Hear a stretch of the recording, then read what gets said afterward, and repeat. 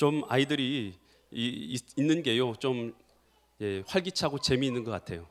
여러분, 우리 아이들을 주신 것도 하나님께서 우리에게 생명으로 주신 것인 줄 믿습니다. 여러분, 하나님은 살아 계십니다. 여러분, 하나님이 살아 계신 것을 믿고 신앙생활하는 것과 하나님이 살아 계신 것을 믿지 않고 신앙생활하는 것은 굉장히 큰 차이가 있습니다. 하나님께서는요, 이 세상 만물을 당신의 능력으로 지으셨고 이 시간도 우리의 예배와 우리의 찬양과 우리의 기도를 받고 계신 줄 믿으시기 바랍니다. 여러분, 우리의 인생은요, 여러분, 우리 이 땅의 삶은 유한합니다.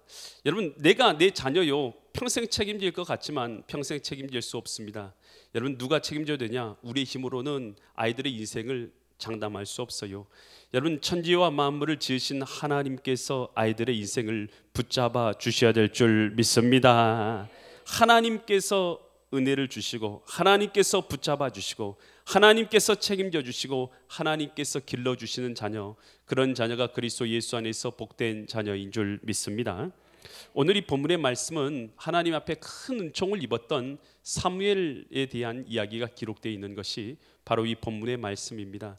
과연 이 말씀을 통해서 하나님께서는 이 시간도 우리에게 무엇을 말씀하시고 또 무엇을 깨닫게 하시는가, 나에게 주신 하나님의 음성이 있는 은혜의 시간 되시기를 간절히 축원드립니다. 사무엘상 3장 1절 말씀을 우리가 같이 보면 1절과 2절 말씀인데요, 아이 사무엘이, 여기서 아이라고 했는데요, 이것은 나르라는 이 단어를 썼어요. 소년이라는 뜻입니다. 이 소년이라고 하면 언제부터 소년입니까? 한 10살부터 시작해서 한 15살 이 정도 사이를 소년이라고 부르는데요, 당시의 역사가, 유대 역사가 요세푸스는 이 12살부터 보통 아이들이 성전에 와서 이 제사장들을 도와서 봉사의 직분을 할 수 있었다고 합니다. 그러니까 12살 이상부터 할 수 있었는데 사무엘은 그곳에서 자랐으니까 아마도 12살 어간이지 않았을까 이렇게 생각되는데요, 그러니까 아이 사무엘이 약 12살 어간에 있는 이 아이가 엘리 앞에서, 당시 제사장이죠, 엘리 제사장 앞에서 여호와를 섬기고 있었어요. 그때 여호와의 말씀을 희귀하여서 이상이 흔히 보이지 않았던 때예요. 2절 3절 계속 보면 엘리 제사장의 눈은 점점 어두워져서 잘 보지 못하는 그때에 그는 자기 초소에 누웠고, 그러니까 자기 방에 들어가서 이제 잠을 잔 거예요. 그러면 3절, 하나님의 등불, 하나님의 등불은 뭐냐 하면 7 촛대를 말하는 것이죠. 이 성소에 들어있는 7 황금 촛대를 말하는데요, 이 촛대에 이 불이 켜져 있으면 이 불은 새벽까지, 기름이 있을 때까지 계속해서 이것이 타오르다가 새벽녘에 꺼지게 되는 것이죠. 하나님의 등불은 아직 꺼지지 않았고 사무엘은 어디 있었어요? 그러니까 지금 엘리 제사장은 어디가 있었어요? 자기 숙소에 있어요. 그러나 사무엘은 어디 있었어요? 하나님의 궤가 있는 여호와의 전 안에 어디 있었어요? 누웠었어요. 여러분, 엘리 제사장보다도 더 하나님을 가까이 하려고 했던 자가 누구였습니까? 사무엘인 줄 믿습니다. 여러분, 어떤 사람이 은혜를 얻게 되는 것입니까? 어떤 사람이 하나님 앞에 여러분 은혜를 얻고 자비를 얻고 하나님의 특별한 사랑을 받게 되는 것입니까? 여러분, 하나님을 가까이 하는 사람이 하나님의 은혜를 받게 되는 줄 믿습니다. 주님을 가까이 하고 하나님을 가까이 하는 그 사람이 하나님 앞에 은혜를 입게 되는 것입니다. 여러분, 이 성경에서도요 많은 믿음의 사람들이 등장해요. 어떤 사람을 하나님께서 쓰시고 하나님께서 어떤 사람을 통해서 일하십니까? 여러분, 모세를 하나님께서 쓰셨죠. 근데 모세 다음에 하나님께서 사람을 뽑아서 쓰실 거 아니겠어요? 그런데 모세 다음에 이스라엘의 지도자로 세워진 사람이 누구였습니까? 여호수아였어요. 여러분, 근데 왜 여호수아를 선택해서 그를 들어서 쓰셨냐는 것이죠. 왜? 여러분, 당시에 많은 사람들이 있었을 거 아니겠습니까? 그런데 왜 여호수아를 들어서 썼냐? 여러분, 그 중에 한 가지 우리가 그 사실을 이해할 만한 사실이 출애굽기 33장 11절에 나와 있어요. 출애굽기 33장 11절 말씀 보면, 사람이 자기의 친구와 이야기함과 같이 여호와께서는 모세와 대면하여 말씀하시며, 모세는 어디로 돌아갔어요? 진이라는 것은 자기 숙소가 있는 그런 곳이에요. 그곳으로 돌아오나 눈의 아들 젊은 수종자 누구는요? 여호수아는 어디에 있었어요? 회막을 떠나지 아니하니라. 여러분, 왜 하나님께서 여호수아를 선택한 것 같습니까? 여러분 여기 아주 중요한 단어가 등장하잖아요. 회막을 떠나지 않았다. 여러분 하나님을 가까이 했다. 여러분 주님을 가까이 하는 사람이 주의 은혜를 입게 되는 줄 믿습니다. 여러분 우리가요 하나님을 멀리하면서 왜 내게는 하나님께서 은혜를 주시지 않을까라고 이렇게 생각한다면 여러분 그것은 잘못된 생각이 아니겠습니까? 여러분 우리의 몸도 마음도 다 주님을 가까이 할 수 있기를 바랍니다. 여러분 하나님이 살아계신 걸 믿습니까? 정말 믿는다면, 믿음으로 우리가 주님 앞에 나왔다면 예배 가운데서 이 예배 가운데 하나님께서 우리에게 부어주시는 하나님을 가까이 한 자에게 누리는 하나님의 은혜를 사모할 수 있기를 바랍니다. 그런 자들에게 주시는 하나님의 은혜를 누릴 수 있기를 바랍니다. 여러분 이 하나님을 가까이 하는 것 자체가 하나님의 복이고요 하나님의 은총이에요. 오늘 우리 신자가 하나님이 살아계시고 하나님이 계신다는 걸 정말 믿는다면 하나님을 가까이 나와서 하나님을 섬길 수 있다는 것 자체가 최고의 은혜이다는 것입니다.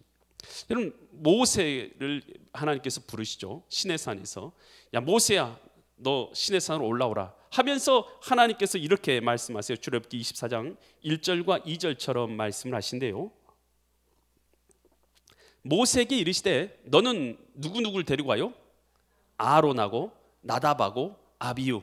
여기 누굴 것 같습니까? 세 사람? 아론, 나답, 아비후 누굴 것 같아요? 제사장들입니다. 제사장들과 이스라엘 장로 몇 명이요?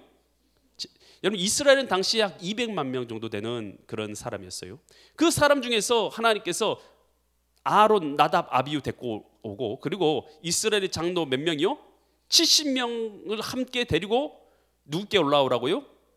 여호와께 올라. 이제 시내산 꼭대기로 하나님께서 강림하실 것이니까 시내산으로 올라오라는 것이에요.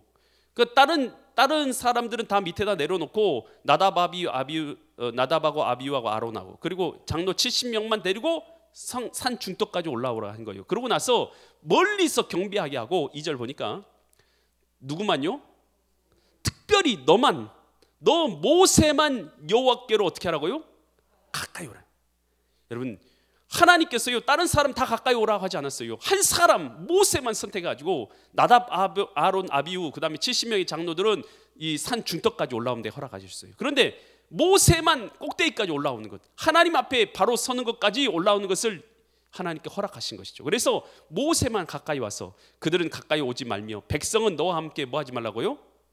200만 명의 그 백성들은 산 밑에서 있으라고 했어요. 몸을 정결케 하고 성결케 하고 그곳에 있으라 했고 중간까지 올라오는 것을 70명의 장로들과 3명의 제사장들을 올라오게 했고 그 다음에 한 명 모세만 하나님 앞에 가장 가까이 가서 하나님을 만나게 하신 거예요. 여러분 오늘 우리가 이걸 알아야 돼요. 오늘 이 시간 우리가 주님 앞에 가까이 나와서 주님을 찾고 있다면 여러분 이것 자체가 하나님 앞에 복인 줄 믿습니다. 다른 무슨 복을 구합니까? 하나님이 정말 하나님이고 살아계신 것을 정말 안다면 하나님 앞에 가까이 나가서 주님을 만날 수가 있고 주님을 경배할 수 있고 주님을 대할 수 있고 주님의 은혜를 누릴 수 있다면 여러분 이것이 하나님이 내게 베풀어 주신 최고의 은총인 줄 믿습니다. 하나님 안에 복이 다 들어있잖아요. 하나님 안에 생명이 들어있잖아요. 하나님 앞에 영생이 있지 않습니까? 우리가 잃어버린 영생 누구 안에 있어요? 하나님 안에 있는 거 아십니까?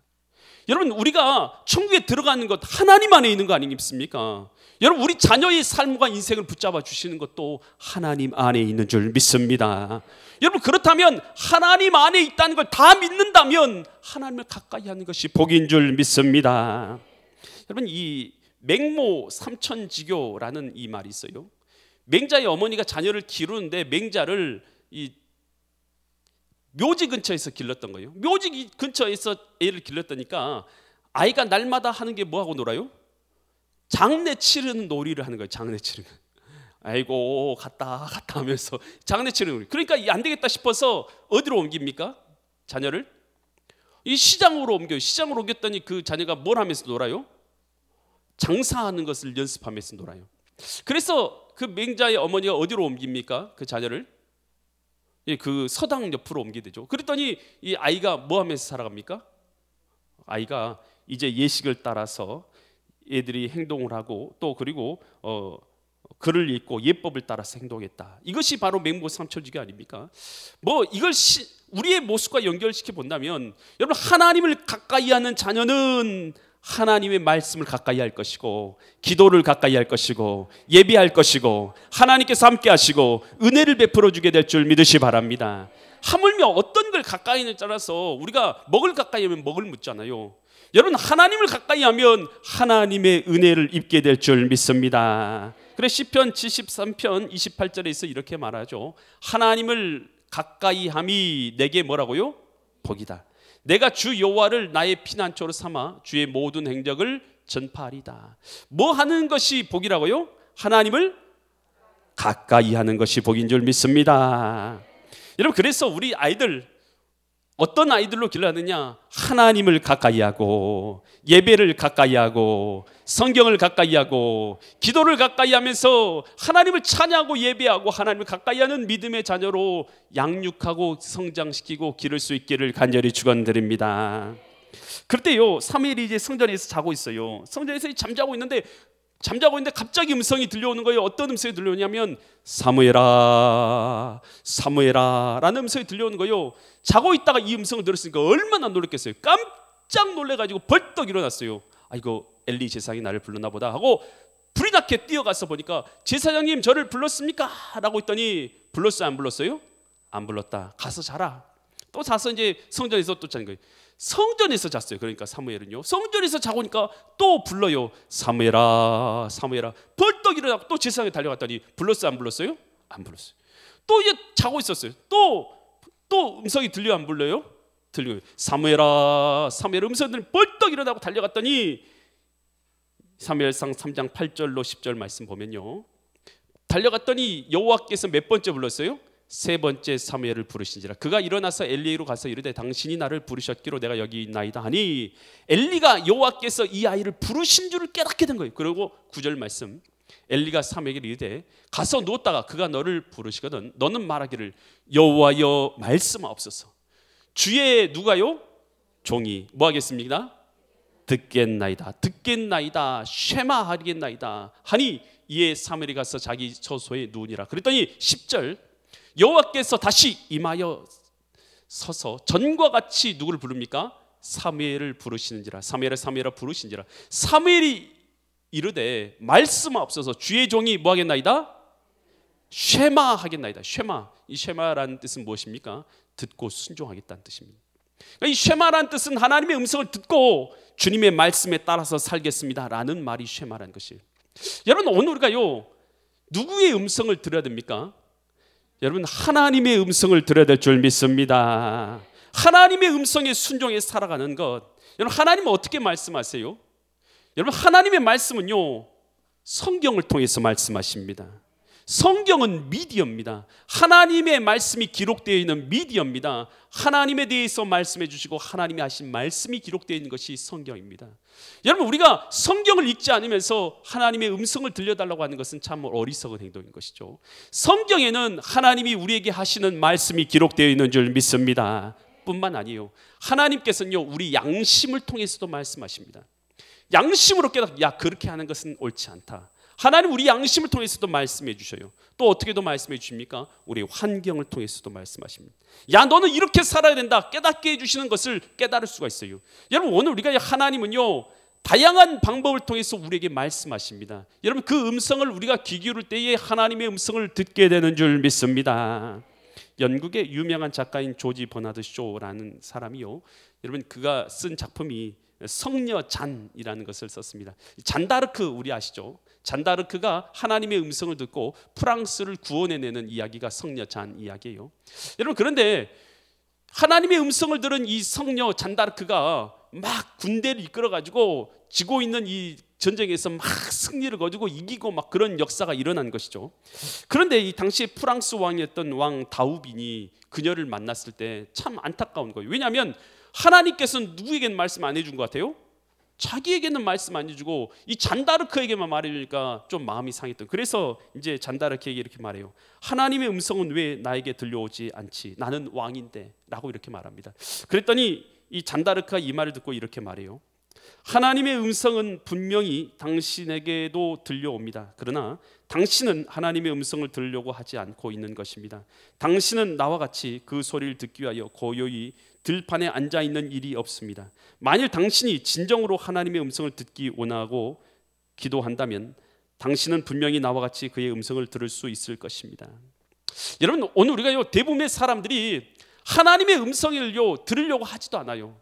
여러분, 하나님의 음성을 듣기 위해서 노력하지도 않으면서 오히려 하나님이 말씀하고 계시고, 여러분 지금 이 순간도요 이곳에 가득하게 계신 줄 믿습니다.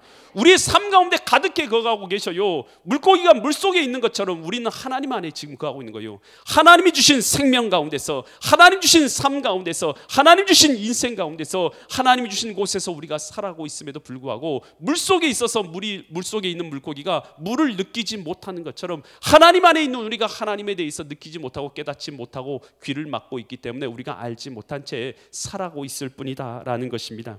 여러분, 나는 악한 사람이기 때문에 하나님께서 내게 아무 말씀도 하지 않으실 거야. 여러분, 그것은 오산이에요. 여러분, 가인에게 하나님이 말씀하셨어요, 안 하셨어요? 가인에게 말씀했습니까, 안 했습니까? 가인에게도 말씀하셨어요. 뭐라고 말씀하셨습니까? 창세기 4장 6절로 7절 같이 말씀하셨죠. 여호와께서 가인에게 이르시되 악한 자라도 하나님은 말씀하시는 거예요. 악한 자에게도 말씀해 주시는 것입니다. 여호와께서 가인에게 이르시되 내가 화내어 하면 어찌 됨이요 안색이 변하면 어찌 됨이냐. 7절 내가 선을 행하면 어찌 낯을 들지 못하겠냐. 선을 행하지 않으면 죄가 문 앞에 엎드려 있느니라. 죄가 너를 원하나 너는 죄를. 여러분, 하나님이 가인에게 하신 말씀은 너 죄를 다스려라, 이 말씀이에요. 여러분, 하나님의 음성 가인이 들었어요, 안 들었어요? 들었어요. 그러나 따랐습니까, 안 따랐습니까? 안 따랐어요. 여러분, 악한 자라고 해서 하나님이 음성 안 주시는 건 아니에요. 죄인에게도 하나님 비도 주시고 하나님께 태양도 주시는 게 하나님 아니십니까? 하나님께서는 악한 자라고 하더라도 하나님의 말씀을 주시는 줄 믿습니다. 그러나 다만 내 귀를 막고 있다면 하나님의 음성을 들을 수 있는 것이 아니죠. 마이동풍 우이독경 되는 건 아니겠습니까? 소위의 경익기 되는 거 아니겠습니까? 하나님의 음성을 들을 수가 없게 되는 것입니다. 오늘 우리 하나님께서 내가 악해서 들려주지 않은 것이 아니에요. 하나님께서는 내게도 말씀하고 계신 줄 믿으시 바랍니다. 다만 내가 하나님의 음성을 듣기를 싫어할 뿐이라는 것이에요. 하나님의 음성은 주로 하나님 앞에 나오게 하는 음성이거든요. 하나님하고 친밀하게 하는 것이거든요. 하나님 앞에 의롭게 살아가게 하거든요. 정직하게 살아가거든요. 영혼을 살리는 일을 하게 하거든요. 여러분, 하나님의 음성은 실제적으로 우리가 순종하기가 좀 어려울 때가 있는 음성들일 때가 많습니다. 여러분, 그래서 하나님의 음성을 듣기를요 싫어하거든요. 성경 말씀을 통해서 하나님 내게 말씀하시고 하나님 내게 깨닫게 하시도 오늘 우리가 듣기를 거절하는 경우가 더 많기 때문인 것이죠.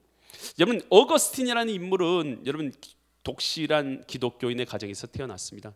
그러나 그는요 부모님처럼 신앙을 갖지는 못했어요. 하나님을 멀리 떠나서 허랑방탕한 인생을 살아가죠. 이단 마니교에 빠지게 됩니다. 그랬다가 그가요 나중에 이 로마에 있는 이 밀란의 한 정원을 걸어가고 있는데 아이들의 노랫소리가 들려요. 노랫소리가 펴서 읽으라 이런 노랫소리요. 근데 이 노랫소리 속에서 하나님의 음성이 들리는 걸로 깨달아진 거예요. 펴서 읽으라, 성경을 펴서 읽으라라는 것으로 깨달아진 거예요. 그 순간 그것을 하나님의 음성으로 깨달아지고 놀라운 그 전율 속에서 그는 성경을 피게 됩니다. 근데 성경을 폈을 때 그가 읽은 구절이 로마서 13장 13절로 14절 구절이었어요. 낮에와 같이 단정히 행하고, 그는 방탕하고 있었거든요. 방탕하거나 술 취하지 말고, 술 취하고 있었거든요. 음란한 삶을 살고, 음란하거나 호색하지 말고, 다투거나 시기하지 말고. 성경 구절 딱 폈는데 그 구절이 나온 거예요. 그러면 14절 오직 주 예수 그리스도로 옷 입고 정욕을 위해서 육신의 일을 도모하지 말라. 이 구절을 탁 피자마자 보게 된 거예요. 그런데 그가 느끼길요 이 하나님의 말씀이 하나님께서 나에게 주시는 음성으로 들려진 줄 믿습니다. 여러분, 성경을 통해서요 하나님께서 나에게 주시는 음성을 들어야 될 줄 믿습니다. 그 음성 들은 거요. 그리고 나서 그는요 그 즉시 결단을 내립니다. 하나님의 음성 앞에 이제 더 이상 술 취하지 않다, 방탕하지 않아, 음탕하지 않는 삶을 살아야겠다, 나는 이제 거룩한 하나님의 사람으로 살아야겠다, 그 즉시 결단하게 된 거죠. 여러분, 그 즉시 그 결단한 그 순간 하나님께서 그 마음 가운데 주인 되셨고 그는요 목회자가 되는 거 아니겠습니까? 여러분, 하나님의 역사는요, 하나님의 음성은요, 우리에게 들려지는 것입니다. 여러분, 그랬을 때에 하나님의 음성은 여러분, 우리가 지금 잘못된 길을, 하나님 없는 삶을 살아가고 있는 길에서 벗어나게 하는 하나님의 음성일 때가 있습니다. 여러분, 그랬을 때 이 하나님의 음성을 듣고 아멘, 주의 음성을 내가 주님의 음성으로 받아들일 수 있을 때에 여러분, 그때에 우리에게 들려지는 것이고 하나님께서 내 삶 가운데 역사하게 되신 줄 믿으시 바랍니다. 미국 그레이스 바이블 신학교에 오웬 스트라첸이라는 교수가 있어요. 이런 교수가 이런 말을 했습니다. 많은 사람들은 하나님의 음성을 듣기를 원합니다. 그러나 하나님이 선포하신 말씀인 성경을 읽는 사람은 거의 없습니다. 여러분, 하나님께서 하나님의 말씀을 우리에게 성경을 주셨잖아요. 여러분, 그러나 하나님의 음성 듣기를 원합니다 라고 말하면서도 성경을 전혀 읽지 않는 것이에요. 여러분, 이것이 얼마나 모순된 삶이고 얼마나 모순된 행동인 것입니까? 여러분, 오늘 하나님께서는 우리에게 성경 말씀을 통해서 우리에게 말씀하여 주고 계신 줄 믿습니다. 하나님은 성경을 통해서, 우리의 양심을 통해서, 우리의 환경을 통해서 하나님은 우리에게 깨닫게 하시고 말씀하시고 오늘 우리로 하나님의 음성을 주신 것이에요. 그랬을 때 주님의 음성을 듣고 하나님의 음성을 따라서 살아가는 주의 백성이 복이 있는 줄 믿습니다. 여러분, 이 사무엘은요, 하나님의 자녀로서 하나님의 음성 듣고 하나님의 사람으로 살아가니 하나님께서 그에게 복을 주셨고 인생을 복된 인생이 되게 하셔서 그가 하는 말은 하나도 땅에 떨어지지 않았어요. 땅에 떨어지지 않았다라는 말은 무슨 뜻이냐면 그가 하는 말은 의미 없이 사라지지 아니하고 그대로 성취되는 역사가 있는 능력의 선지자가 된 줄 믿습니다. 반면에요, 당시 하나님 앞에 징계를 받은 자가 있어요. 똑같이 그곳에서 함께 있었는데 징계를 받은 자의 이야기 나와요. 사무엘상 3장 14절 보면 징계받은 자가 나오는데요. 그러므로 내가 엘리의 집에 대하여 맹세하기를, 엘리 집의 죄악은 뭐로도 살 수 없어요? 하나님 앞에 올려드리는 제물로도 안 돼. 뭘로도 안 돼요? 예물로도 안 돼. 영원히 뭘 받지 못해요? 속죄함을 받지 못하리라. 영원히 죄 사함이 없어 하나님이 선포하셨어요. 이것은 하나님께서 이미 결정하셨다는 것이죠. 왜 하나님께서 영원히 죄 사함을 내리지 않겠다라고 하실 정도로 무섭게 진노하셨냐? 여러분, 이 엘리 제사장의 두 아들 홈니와 비느하스가 있었어요. 이 홈니와 비느하스가 어떤 삶을 살았습니까? 여호와의 제사를 멸시합니다. 그래서 여호와께 드려지는 제물을 함부로 대합니다. 그뿐만 아니에요.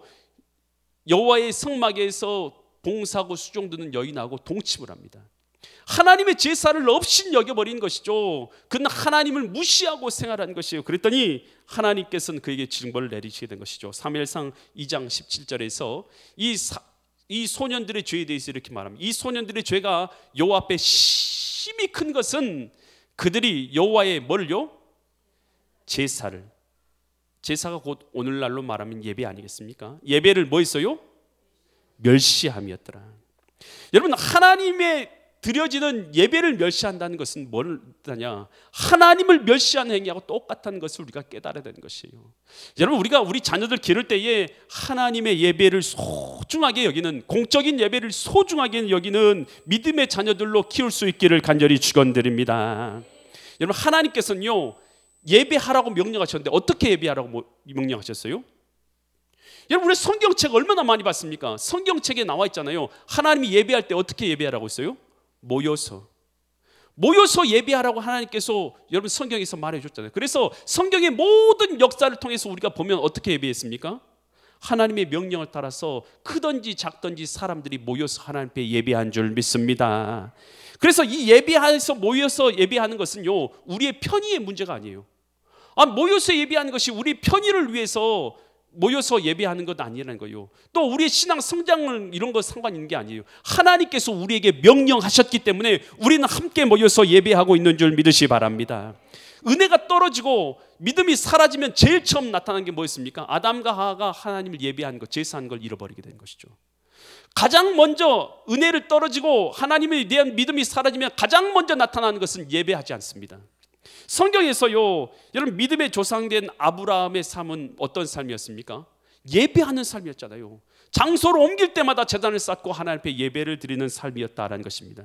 초대교회에 성령이 임하셨을 때 그들이 한 행위는 뭐였습니까? 한 자리에 모여서 하나님을 예배하고 경배한 줄 믿으시 바랍니다.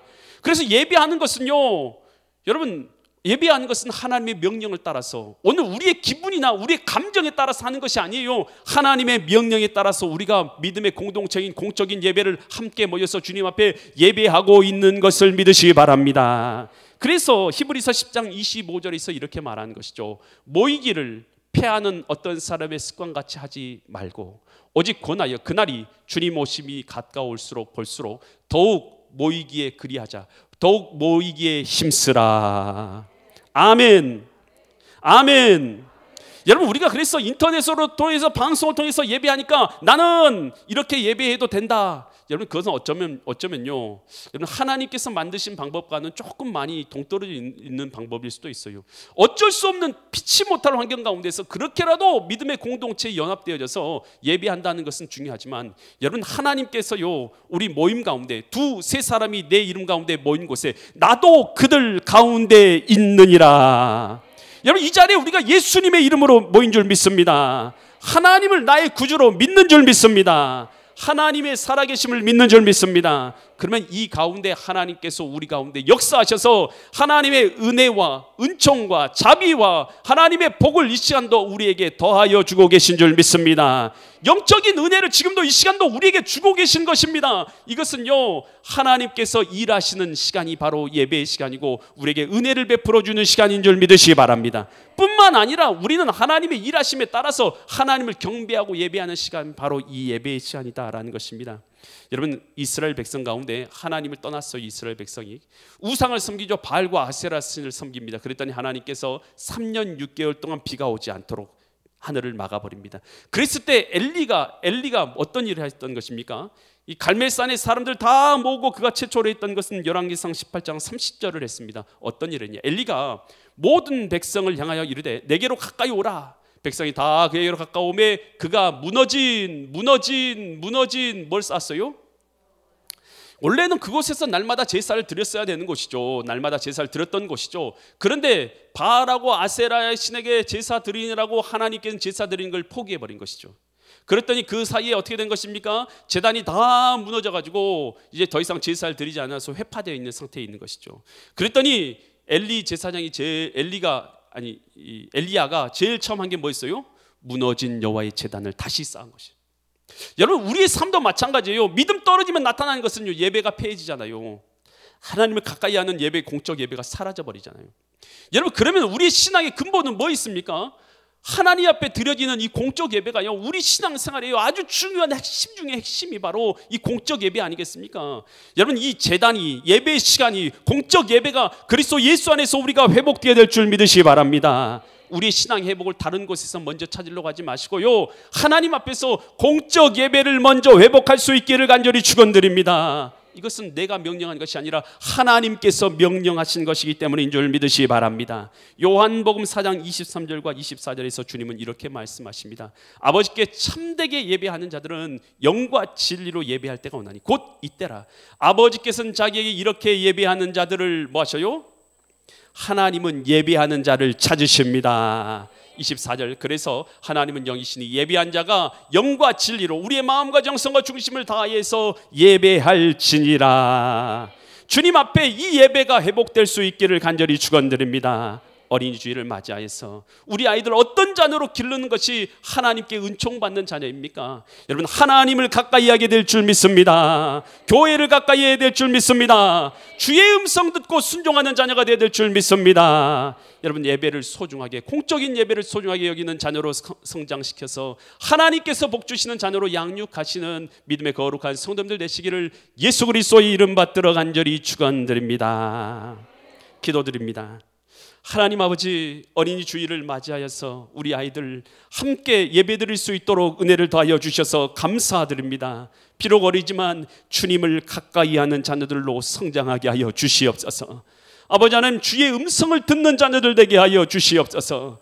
하나님의 공적인 예배를 귀하게 여기는 자녀 되게 하여 주시어서 이들이 하나님의 배 은총받고 하나님과 함께하는 믿음의 자녀들로 성장하게 하옵소서. 우리 자녀들을 주님께서 복되게 하여 주시고 은혜 베풀어 주실 걸 믿사와서 존귀하신 예수 그리스도의 이름 받들어 간절히 기도드립니다.